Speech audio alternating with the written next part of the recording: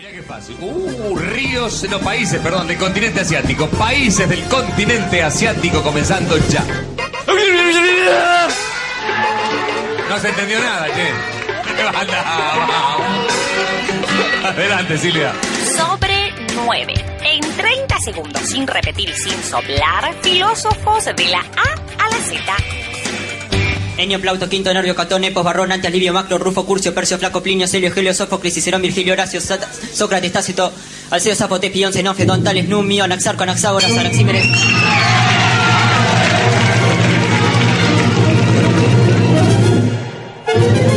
Diccionario de filósofos.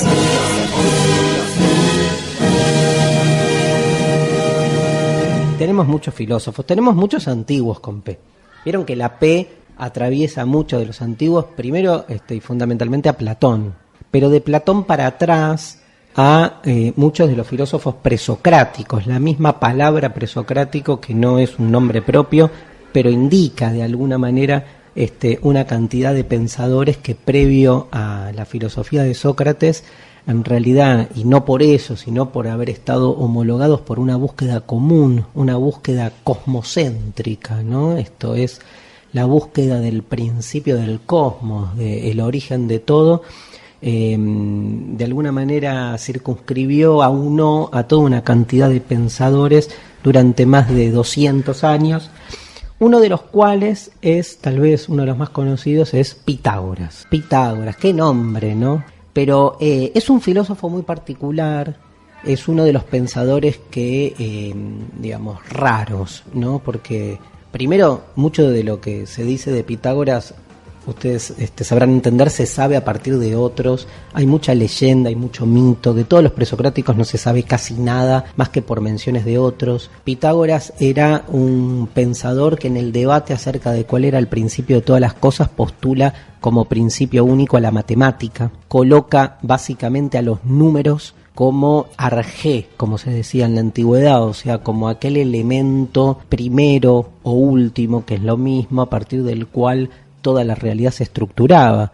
La lógica de Pitágoras era justamente que antes que nada las cosas son cuantificables, ¿no? Nosotros podemos discernir, digamos que en este momento, por ejemplo, yo estoy viendo 4 micrófonos, o sea que los micrófonos, más allá incluso de la numeración arábiga, caldea o la que quieran, son divisibles en unidades, o sea que todo antes de ser comprendido a la razón es numerable, cuantificable. Entonces los números estructuran, casi les diría, lógica y matemáticamente nuestra realidad. Es muy interesante los planteos que hace Pitágoras desde la racionalidad matemática más pura. Lo interesante es que al mismo tiempo era un cultor de la metempsicosis. Bueno, el que sabe lo que es metempsicosis, levante la mano ya. Nadie. Ok. Metempsicosis, palabra griega que significa meta, más allá, psique, alma, o sea, la teoría de la reencarnación, de la transmigración de las almas. Pitágoras sostenía que todos reencarnábamos en otros seres vivos, incluso animales. De hecho, por ejemplo, se vuelve vegetariano y toda la secta, porque eran como una secta de los pitagóricos, se juntan a estudiar y son todos vegetarianos porque entienden que si se comen a un animal pueden estar comiéndose un alma humana reencarnada. Es muy interesante la paradoja entre posturas tan mágico-místicas por un lado y por otro lado esa racionalidad tan extrema. Paradoja que no es tal porque al mismo tiempo uno entiende, digamos, que esa racionalidad de la que habla Pitágoras no es esta mente calculatoria de hoy, sino que Pitágoras claramente sostiene una idea de alma muy fuerte. Les diría que la idea de alma que domina en Occidente, uno de los que primero las trae para acá, es Pitágoras, fuertemente influido por una religión persa de entonces, que llega a través de Persia, que es la religión de los órficos, que son los que sostienen la idea de alma, sobre todo como una idea cerrada, animista, ¿no? Y por sobre todas las cosas, ética. O sea, para Pitágoras el alma digamos, el alma transmigra en la medida en que es responsable, en que se porta bien, en que el ser humano se deja priorizar el alma por sobre el cuerpo, ¿no? Entonces ya es una idea ética diferente a la de la mitología griega, donde casi no había ética, ¿no? La tragedia griega que marca que en realidad somos medio títeres de los dioses. Acá hay como una decisión voluntaria del alma de hacerse cargo y portarse bien para encontrar la reencarnación. Bueno, con P tenemos tantos. Platón no voy a hablar porque hablamos en un montón de programas del pobre Platón y vamos a seguir hablando. Mencionar a Protágoras, digamos un sofista. Uno de los libros de los diálogos de Platón lleva como nombre el Protágoras, donde Platón narra un diálogo, una discusión, donde Sócrates discute con Protágoras. Protágoras es el prototipo del sofista. Está muy estereotipado.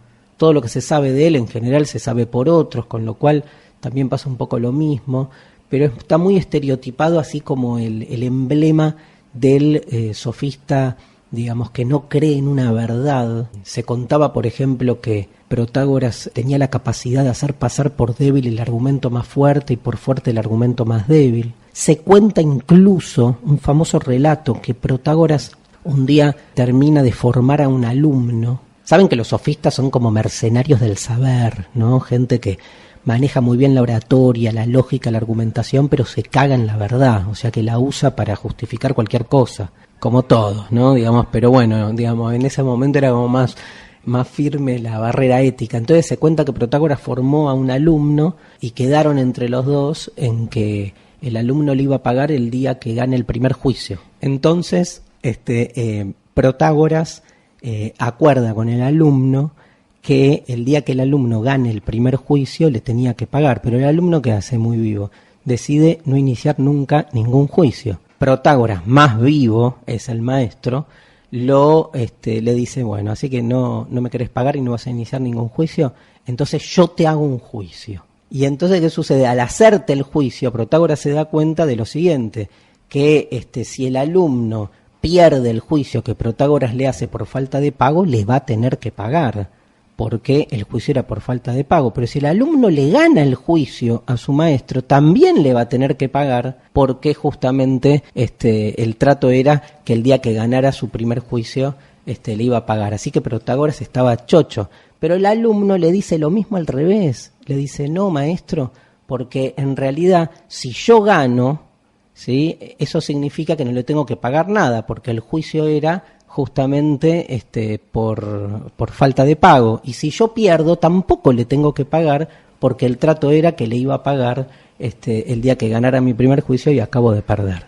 Conclusión, la sofística siempre gana, ¿no? Porque visto de un lado o visto de otro, este es el poder que tiene la palabra, que tiene la argumentación, que es dar vuelta, digamos, cualquier lógica para nuestra conveniencia. Paro acá, hablo simplemente de Beatriz Paul Preciado, Paul Beatriz Preciado, una pensadora / pensador que se formó con Derrida, alguien que publicó el manifiesto contrasexual a principios de este siglo, y que propone una fuerte renovación y revolución en nuestra idea de identidad sexual, en la idea de una filosofía de género, que manifiestamente se propone un cuestionamiento radical de la relación entre el sexo biológico y el sexo como identidad cultural, proponiendo directamente una emancipación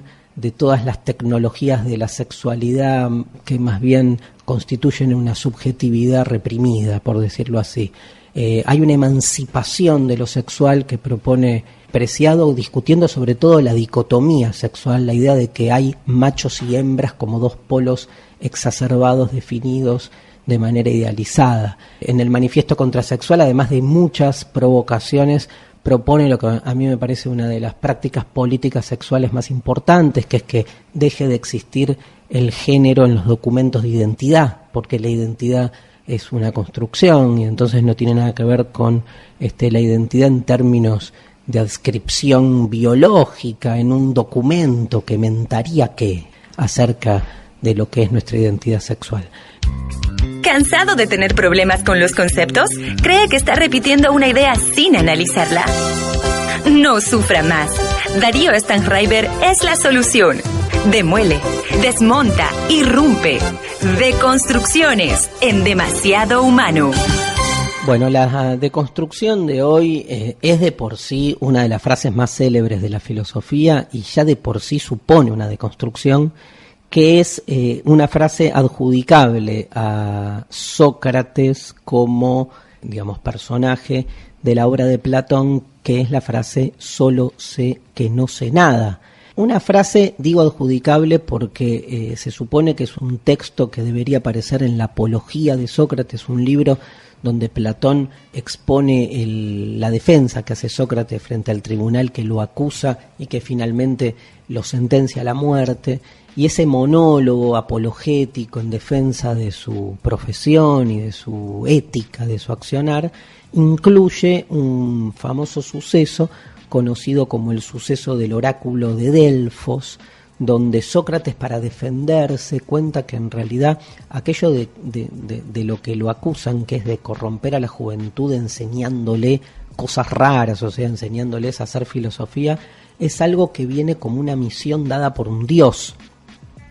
El dios Apolo, el dios que rige el oráculo de Delfos, el dios de la razón, el dios de la palabra, el dios del orden, un dios que de algún modo a través del oráculo se comunica con un amigo de Sócrates, Querefonte, que va allí a preguntar, digamos, quién era el más sabio de toda Atenas, y el oráculo dice Sócrates. Cuando Sócrates se entera que él es el elegido, tiene como un principio de perplejidad, porque, digamos, su manera de trabajar, su manera de hacer filosofía, no es justamente la de un sabio que anda por la vida circulando, transmitiendo verdades. Todo lo contrario, saben ustedes que el método socrático era un método más de diálogo, pero sobre todo de un diálogo a partir del cual el maestro nunca baja línea, nunca explica, nunca define, sino que todo el tiempo devuelve al alumno, al amigo, les diría, porque el alumno es con quien él dialoga permanentemente sobre estos grandes temas, le devuelve la pregunta, lo va como interrogando, dándole vueltas, haciendo que el propio alumno vaya pensando introspectivamente, alcanzando sus propias contradicciones, sus propias paradojas. Era muy común que funcionara así, un Sócrates que plantea un tema, como por ejemplo, no sé, qué es la valentía, y que entonces se pongan a discutir y en esa discusión todos animen una hipótesis, una afirmación, una supuesta certeza, y lo que hace Sócrates, en vez de decir, no, están todos equivocados, la verdad es esta, es tomar lo que el alumno o el interlocutor dice para repreguntar e ir generando con eso algo que en pedagogía socrática se llama mayéutica, ¿no? Que es un camino, un recorrido de autoconciencia de mis propias equivocaciones, un camino, un recorrido de autoconciencia de ese conocimiento que de algún modo ya lo tengo, ¿no? Esa idea tan pedagógicamente hermosa de suponer que en realidad cualquiera posee ya el conocimiento y el rol de un maestro es inspirarte a que ese conocimiento fluya o vaya descubriendo sus propias potencialidades. Entonces, cuando Sócrates recibe el mandato del dios, sale a investigar por qué lo eligen a él como el más sabio de Atenas, ya que en realidad Atenas estaba llena de sabios o de supuestos sabios que hablaban en nombre de la verdad, en nombre de la sabiduría, mientras él hacía esto que les acabo de contar. Entonces, ¿qué dice Sócrates? Tengo que ir a preguntarle a todos estos que se proclaman sabios por qué ellos están diciendo eso, y el dios, sin embargo, me eligió a mí. Y cuando va y los encara como probándolos, como dándose cuenta que esa supuesta sabiduría de los detentadores del poder de Atenas no era tal. O sea, en definitiva los va destruyendo unos a otros, a los artesanos, a los políticos, a los poetas. Va demostrándoles a cada uno de los ostentadores de la verdad y de la sabiduría que en realidad eran fácilmente resquebrajables en su seguridad conceptual, porque todos los que decían saber algo, al final no sabían nada, no tenían un argumento, no podían sostener una refutación, no podían ganarle un debate a Sócrates, que en general los daba vuelta y demostraba la flaqueza de sus razonamientos. Mientras que él, Sócrates, al revés que ellos, no sostenía ninguna certeza ni ninguna verdad, él, Sócrates, que solamente admitía que la esencia de todo saber es la imposibilidad, que si hay un saber no está en este mundo y que en este mundo se trata simplemente de alcanzar la conciencia de esa limitación, de saber que si algo sé en este mundo es que ningún conocimiento es seguro, ni 100% cierto. O sea, el que cree saber no sabe, y el que entiende que no sabe, sabe. Esa es la lógica del solo sé que no sé nada, que de por sí es una afirmación contradictoria, lógicamente, pero más allá de la contradicción lógica, tiene una fuerte fuerza, pero bueno, tiene una fuerte fuerza retórica que pasa por otro lado, pasa por lo que genera como fuerza retórica la idea de una contradicción que nos hace pensar por dónde pasa el saber. Solo sé que no sé nada, sé o no sé. Evidentemente no sé en términos absolutos, pero eso me hace sabio entre comillas, me hace un buscador, me hace un aspirante a la sabiduría, me hace un amante, un deseante del saber, un filósofos en griego, un filósofo. O sea, ser filósofo no es detentar ninguna verdad, no es reconocer ninguna verdad, todo lo contrario. Ser filósofo es ser alguien que está permanentemente en busca de una verdad, que en todo caso hasta sabe que nunca va a alcanzar, porque en algún punto de eso se trata también la búsqueda de la filosofía, una búsqueda imposible. Sé algo, sé una única cosa, ni siquiera algo. Sé que en términos absolutos no sé nada. Y entonces eso habilita que mi saber, como un saber abierto, sea un saber verdadero. No porque sea verdadero lo que sé, es verdadero porque es abierto. Porque si es abierto apunta a una totalidad, y una totalidad que nunca cierra. Una totalidad que nunca cierra es una totalidad verdadera, porque supone el infinito potencial de estar siempre, renovándose, transformándose, aspirando a lo total. Mientras que una totalidad que se presenta como cerrada es una totalidad falsa en ese sentido, porque siempre va a estar excluyendo una posibilidad más, la posibilidad de que las cosas sean siempre de otro modo. Solo sé que no sé nada pasó a la historia casi como un sinónimo de la actitud de la filosofía, ¿no? La filosofía de algún modo está estructurada por esta conciencia del límite que hace que todo lo que hagamos en filosofía sea una problematización, porque suponemos de por sí, por sobre todas las cosas, que si hay una verdad no está en este mundo. Y que si la verdad no está en este mundo, solo nos queda una única cosa: desenmascarar a todos los que hablan en nombre de la verdad, porque o suponen una fuerte ignorancia o suponen un interés. O sea, o nos mienten o nos cagan los que hablan en nombre de la verdad. Y entonces la tarea de la filosofía, desde el solo sé que no sé nada, es hacer de esa sabiduría de la no sabiduría una herramienta, un arma, una política del saber. Demasiado humano. La Secretaría de Políticas Universitarias del Ministerio de Educación de la Nación trae a la radio de tu universidad este programa. Este programa llega a la radio de tu universidad gracias al Programa de Fortalecimiento de Producción y Contenido para las Radios Universitarias de ARUNA, la Asociación de Radios Universitarias Nacionales Argentinas.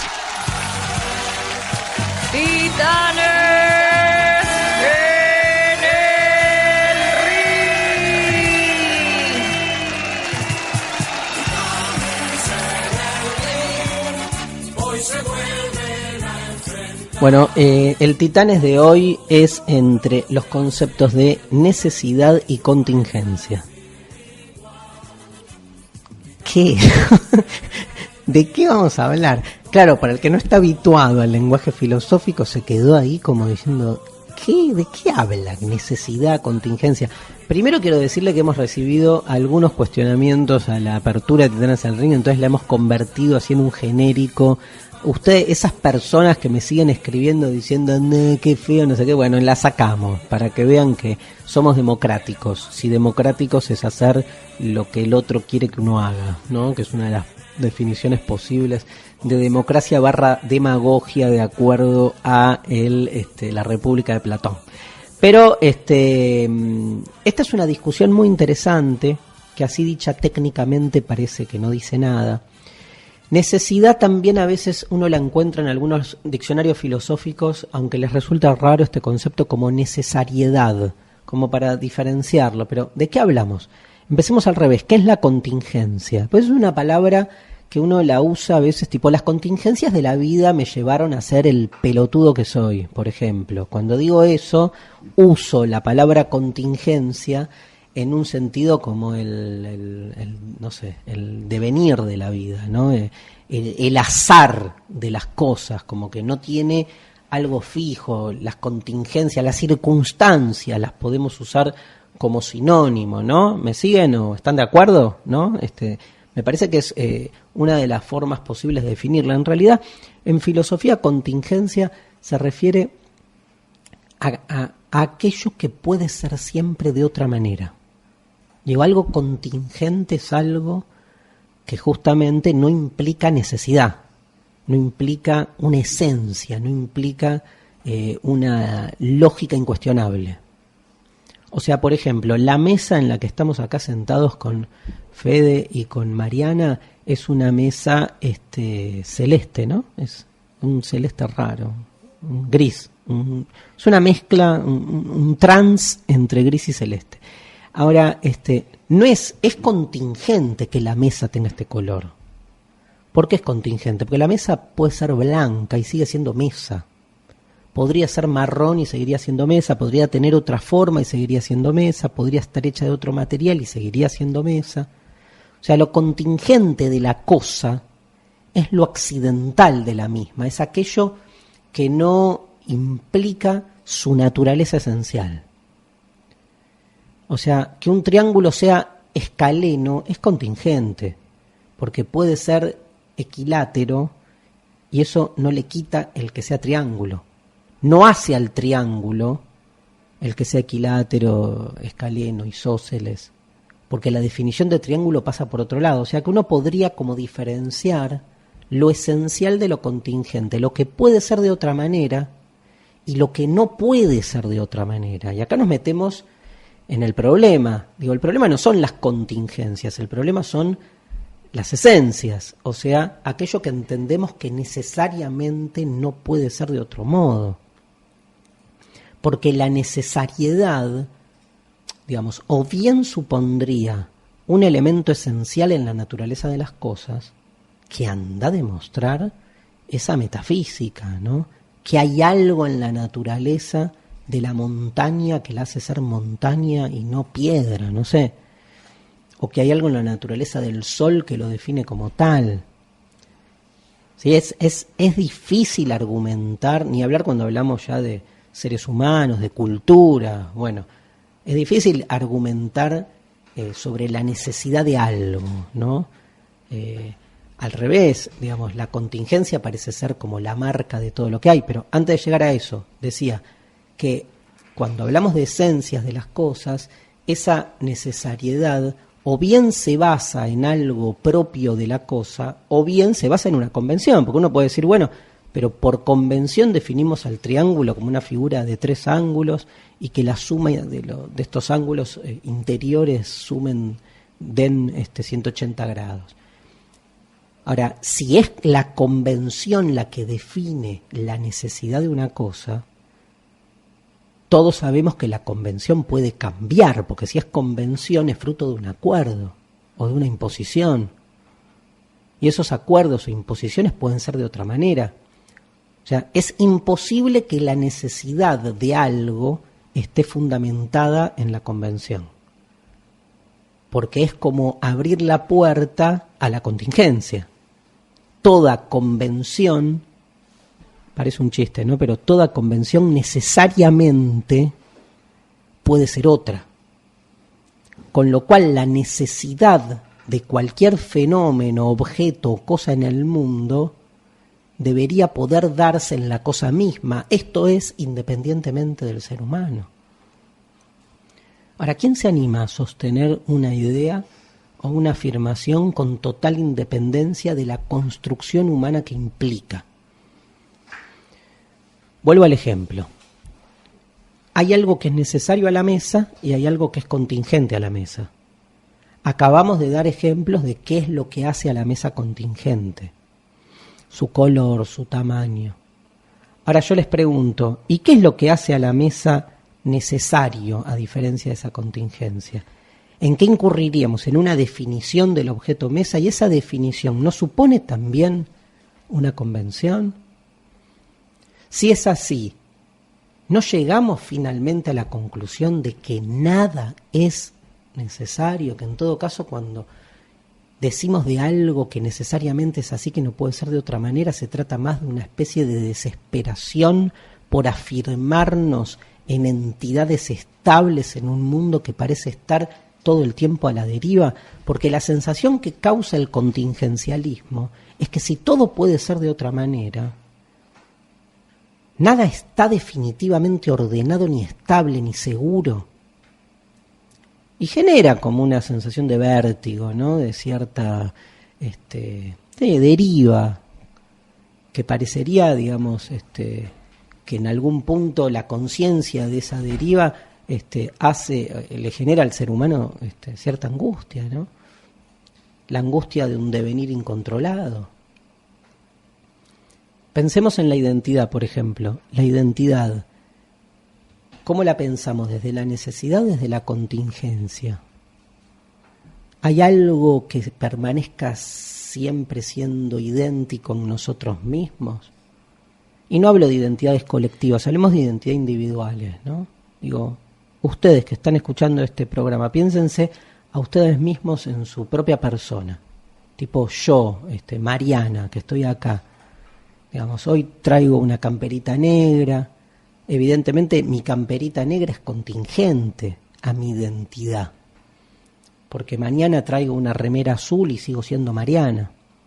Y mañana traigo una remera rosa y sigo siendo Mariana. Y cuando duermo me pongo el pijama y sigo siendo Mariana. Y cuando me baño estoy sin ropa y sigo siendo Mariana. O sea que la ropa, la vestimenta no hace a mi identidad lo que necesariamente yo soy. Toda vestimenta es contingente. ¿Y qué más es contingente? ¿La música que escucho? Y sí, porque puedo escuchar otra música y sigo siendo yo. ¿Qué más es contingente? El lugar en el que vivo, las relaciones que tengo, los vínculos, las ideologías, la religión, las creencias, los deseos. Y sí, porque quítenle todo eso a Mariana y Mariana sigue siendo Mariana. ¿Y qué más es contingente en Mariana? Digamos, su cuerpo. Imagínense que Mariana se hace una cirugía estética y cambia absolutamente, digamos, su fisonomía. Y mañana llega Mariana, pero es Angelina Jolie, pero latina. Bueno, es medio latina Angelina Jolie también. Llega y le decimos, che, Angelina, ¿qué haces acá? Y dice, no, soy Mariana. Cambié absolutamente mi cuerpo, pero sigue siendo ella. ¿Qué, el nombre? No, me lo cambié. Soy Juanita. O sea, ¿hay algo que permanezca en la persona idéntico a sí mismo? ¿Hay una esencia? ¿O siempre esa esencia es una construcción? Es algo que en realidad nosotros terminamos de, digamos, constituir para estar de algún modo tranquilos. Bueno, hay una famosa metáfora que encontré en un libro, en un manual de filosofía norteamericano, esos manuales increíbles, ¿no? Pero dando clase en un secundario, una vez una profesora me trajo un manual de traducción hecha en México para escuelas norteamericanas de filosofía que son tan claros en los ejemplos, y para explicar esta diferencia entre contingencia y necesidad trabaja una metáfora vegetal. Dice, la necesidad, la identidad pensada desde la necesidad, vamos a compararla con una palta. En realidad decían un aguacate, ¿no? En la traducción. Y la identidad pensada desde la contingencia vamos a compararla con el alcaucil. ¿Por qué? Porque ¿qué es la palta? La palta es su carozo. El carozo de la palta vendría a ser como esa esencia que necesariamente va a estar siempre idéntica a sí misma y que el día que después nos morfemos la palta, el carozo es el que va a reproducir y generar nuevas paltas. O sea, el fruto, la palta, es un buen ejemplo de la necesidad, ¿no? De esta idea de algo que permanece idéntico a sí mismo. En cambio, el alcaucil no es más que un conjunto de hojitas superpuestas. No tiene una esencia, no tiene un carozo. De hecho, el fruto del alcaucil, ni siquiera el corazón, para los devotos del alcaucil, el corazón del alcaucil es parte del tallo en realidad. El fruto del alcaucil son las hojitas superpuestas que están alrededor. Ahora, ¿cuál de todas esas hojitas es necesaria? ¿No son todas contingentes? En realidad, cada hojita, una hojita es el busito negro que trajo hoy Mariana, otra hojita es su peinado de hoy, que es despeinado, pero que es un peinado, otra hojita es sus ideologías. O sea, el tema es que una de esas hojitas en algún momento se cree el carozo, ¿no? Cuando en realidad uno es ese conjunto de hojas al viento que se superponen entre sí y dan esa supuesta identidad que es ser lo que soy. Paltas y alcauciles, para entender la diferencia filosófica entre necesidad y contingencia. No sé si se entendió. Yo acá me dicen que sí, así que me voy tranquilo. Y para musicalizar este momento encontramos una canción de Juanjo Montesinos, cantautor chileno, llamada Palta. Una canción del grosso de Francisco Bochatón que se llama Hojas de Alcaucil. Nos vamos escuchando a nuestros dos músicos hacia la última sección. Gracias. Transgéneros. ¿Por qué no te buscas un trabajo? Si tienes tanta hambre, ¿por qué no trabajas? Perdí mi trabajo. ¿Por qué? ¿Bebías? ¿Por eso lo perdiste? Búscate un puto trabajo. Tienes una actitud negativa. Eso es lo que te frena. Tienes que cambiar de rumbo. Yo te ayudaré. Es usted muy amable, señor. Muy amable. Es un hombre Tranquilo. amable. Por favor, dígame qué tengo que hacer. Tiene que ayudarme. Tengo mucho frío. Tengo hambre. ¿Sabes que eres un jodido perdedor? Tremenda escena. No sé si saben de qué película. Igual es una asociación que estamos haciendo porque no vamos a hablar de esta película en el transgénero de hoy. La película es American Psycho. Es una película que remite a un libro del mismo nombre, que seguramente muchos han leído, la novela de Bret Easton Ellis, que narra la vida de un asesino en serie de 27 años, un yuppie empleado de Wall Street, que empieza a matar vagabundos, prostitutas, por las calles. Esta novela, la película está buena, la novela es brillante, ¿no? Más los que la leímos cuando salió, en su momento causó mucho furor porque era el furor del yupismo en los 90, 80, 90, y bueno, la novela lo parodia, ¿no? Lo lleva hasta su exageración y hasta sus consecuencias colaterales, ¿no? Que tiene esta forma de vida. Donde hay una relación básicamente a lo largo de toda la película con el mendigo, con el pobre, ¿no? Una relación de aquel que se supone que tiene con el que no tiene, y que en el caso de la novela de Ellis es una relación de poder, pero un poder puesto justamente en el asesinato, pero un asesinato que no es limpio, sino que necesita de un diálogo previo. Hay una necesidad de intercambio con el mendigo, con el pobre, con el homeless, al que se lo interpela, hasta se le pide como cierta defensa, y cuando se lo escucha no se hace otra cosa que matarlo, porque no se lo perdona, porque no se lo redime, porque no se escucha en su defensa lo que el sometedor necesita o quiere escuchar del otro.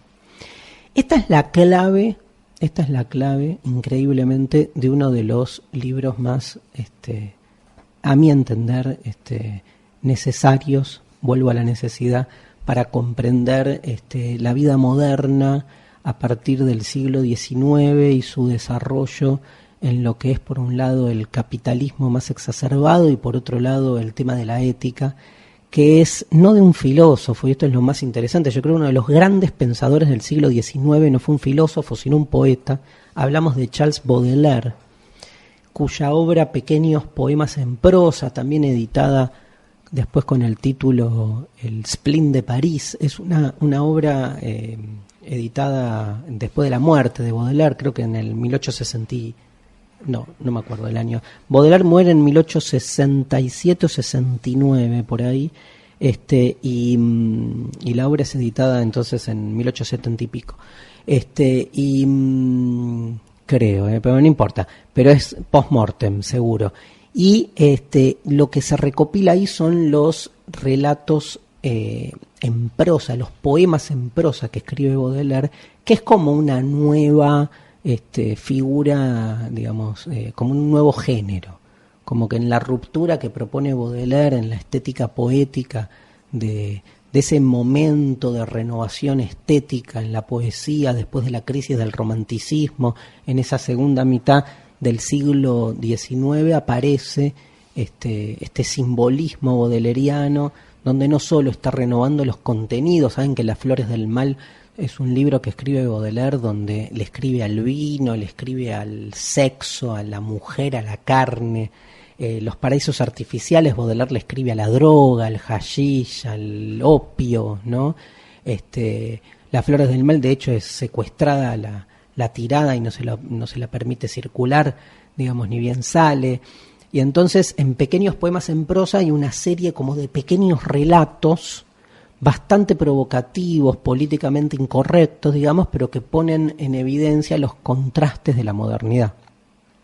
Y el personaje en general de los Pequeños poemas en prosa es una especie de dandy, medio adinerado, pero medio, ¿no? Medio pelo también, que anda por ahí entre amigos caminando por las calles parisinas, topándose con estos nuevos mendigos, estos nuevos hijos de la pobreza, no de la pobreza de tiempos medievales, sino de la pobreza de la modernización de un nuevo capitalismo que en el siglo XIX, así como crea una clase industrial y crea una clase obrera, crea también una clase lumpen, un desclasado, un arrojado por fuera del sistema. Y este mendigo, una figura ambigua, no es el mendigo de la bohemia, que también surge en esa época, los que empiezan a, por motus propio, escabullirse del sistema, sino que es más propiamente la figura del pobre del siglo XIX, ¿no? Del pobre de la revolución industrial, que anda pululando ahí por las calles, digamos, de las grandes urbes, buscando la limosna, se encuentra con este dandy y se provocan una serie de situaciones. Hay una cantidad ahí de poemas en prosa muy interesantes.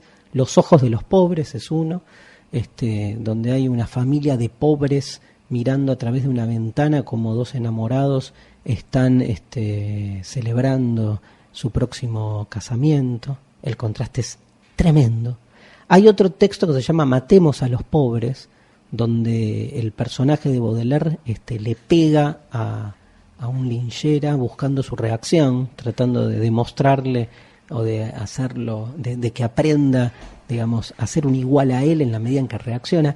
Pero en el que me quiero detener ahora, en el poco tiempo que me queda, se llama La moneda falsa, que es un relato que, aparte de ser el mejor para mí de todo el libro, tiene la particularidad de que fue después tomado por el pensador más importante del siglo XX, Jacques Derrida, y Derrida, a partir de este pequeño texto, La moneda falsa, escribe el libro más importante de su obra, para mí, un derridiano me va a tirar con algo, pero que se llama Dar el tiempo. Dar el tiempo es un libro donde uno lo abre y adentro está inserto el poema La moneda falsa y es todo un comentario a este poema de Baudelaire. El tratamiento que hace Derrida es impresionante, sobre todo encontrando en este relato muchas de las contradicciones que hacen a uno de los problemas que para Derrida es clave, que es el problema del don, el problema, si quieren, de las relaciones vinculares en términos de intercambio que provocan ganancia o de intercambios que en realidad están pensados desde la entrega. Si lo quieren más simple, el problema del otro. El problema que ya a fin de siglo XX se va a ir construyendo como la cuestión de la otredad, en realidad tiene su origen en la cuestión del don, y entender al don como algo que rompe con toda lógica de la ganancia, de la conveniencia. ¿Cómo lo trabaja Baudelaire? Baudelaire no lo trabaja desde la filosofía. Baudelaire escribe un relato. Y lo que hace después Derrida es pensarlo. Pero vamos al relato. La moneda falsa, lo buscan, lo googlean. Ahora, mientras escuchan el programa, lo tienen a mano, ¿sí? Y van así como deglutiendo renglón por renglón. La historia básicamente es una paginita, ¿no? La historia básicamente se resume así. Se cuenta la historia de dos amigos que salen de un estanco, de un fumadero, de un momento de felicidad, de placer, y mientras caminan por la calle se les acerca un mendigo a pedirles una limosna. Entonces el que relata le da una moneda, así medio con lástima, y el otro, el amigo de él, busca entre sus bolsillos las diferentes monedas, el dinero que tenía, y también le da al mendigo una limosna, pero la moneda que le da es una moneda de muy alto valor. O sea, le da mucha plata. Es como que uno va por el subte y ve a alguien dándole una limosna, a alguien que pide, pero ve que le da un billete de 100 pesos. Como, wow, le dio un billete de 100 pesos. Entonces el amigo le dice, wow, qué generoso, increíble. Y sí, y empieza todo un diálogo entre ellos como diciendo, bueno, digamos, qué importante es ser generoso con el otro. Pero el amigo le dice, sí, era una moneda falsa. O sea, lo baja un poco al principio, le dice, sí, le di 100 mangos, pero era un billete falso. Y el narrador se queda con el problema porque él dice, bueno, digamos, falso o no, en realidad ese billete está generando un acontecimiento en la vida del pobre, porque andás a ver si el pobre, siempre entre comillas, no hace pasar ese billete como verdadero y entonces hoy come mejor, o no sé, compra un billete de lotería y después se vuelve rico. O sea, hay una actitud chota en darle una moneda falsa, pero al mismo tiempo hay una posibilidad inédita de que pase algo. Pero el amigo no se hace cargo y dice, siguen hablando de estos temas de la generosidad sobre todo, y el amigo dice, sí, la verdad que yo suelo ser muy bueno con los pobres. Y entonces el narrador tiene un insight y se da cuenta que le estaba dando como demasiado crédito a su amigo, que en realidad su amigo era un choto, que el amigo lo que estaba, o sea, adrede le había dado una moneda falsa, pero no voló tanto con su mente, sino que realmente creyó que incluso dándole la moneda falsa estaba haciendo el bien, porque bueno, es lo que se merece un pobre o alguien que pide. Miren el cierre del texto para que se entienda el razonamiento de nuestro narrador. Lo miré fijamente y quedé espantado al ver que sus ojos brillaban con un incontestable candor, felicidad. Entonces vi claramente que había querido hacer a la vez un acto de caridad y un buen negocio.